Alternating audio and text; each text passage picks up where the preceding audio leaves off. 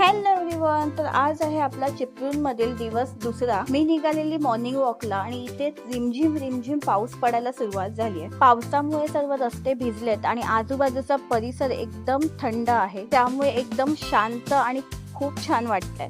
मस्त पावसाचा आस्वाद घेतल्यानंतर आम्ही फ्रेशन अप झालो आणि निघालो आमच्या गावदेवतेच्या दर्शनासाठी. ग्रामदेवतेचं देऊळ आमच्या घरापासून अगदी 30 ते 40 मिनिटावर आहे. आमचं गाव खेडेगाव असल्यामुळे इथे लगेच सर्व सुविधा अवेलेबल होत नाही. आम्ही आदल्या दिवशीच 2 रिक्षा बुक करून ठेवलेल्या. हे देऊळ डोंगरावर असल्या कारणाने इथे चढण खूप मोठी आहे. पहिले इथे रिक्षा वगैरे काहीच अवेलेबल नव्हतं, पण आता रिक्षा अगदी थेट दारापर्यंत जाते.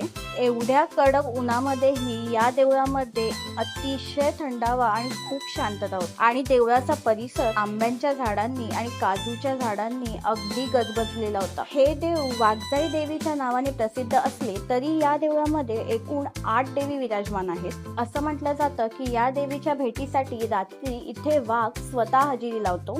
तो साधारण वाघ नसून देवीचा वाघ आहे अशी मान्यता आहे. देवीच्या दर्शनानंतर आम्ही लंचसाठी खातूच्या वाडीमध्ये नॉनव्हेजची ऑर्डर दिली. हा जो तुम्ही बघताय हा इथील सर्वात प्रसिद्ध खातूचा वाडा आहे. ते अनेक मराठी सेलिब्रिटींनी व्हिजिट केले. आज आपण इथे फक्त लंचसाठी आलोय.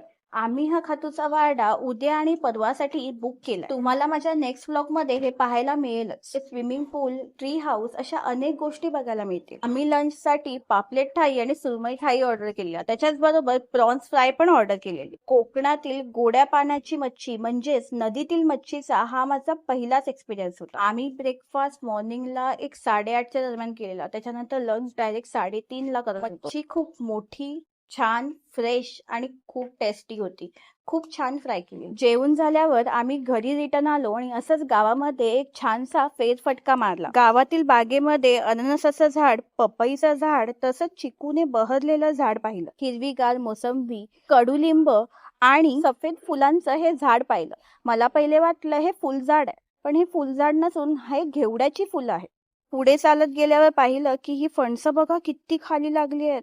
अगदी हात टच होतोय त्याला. पूर्णच्या पूर्ण झाड मोठ्या फणसांनी भरले. बागेत फिरता फिरता संध्याकाळ झाली आणि बघा तसंही किती भारी वाटतंय. चला तर मग आता भेटू उद्याच्या व्लॉग मध्ये.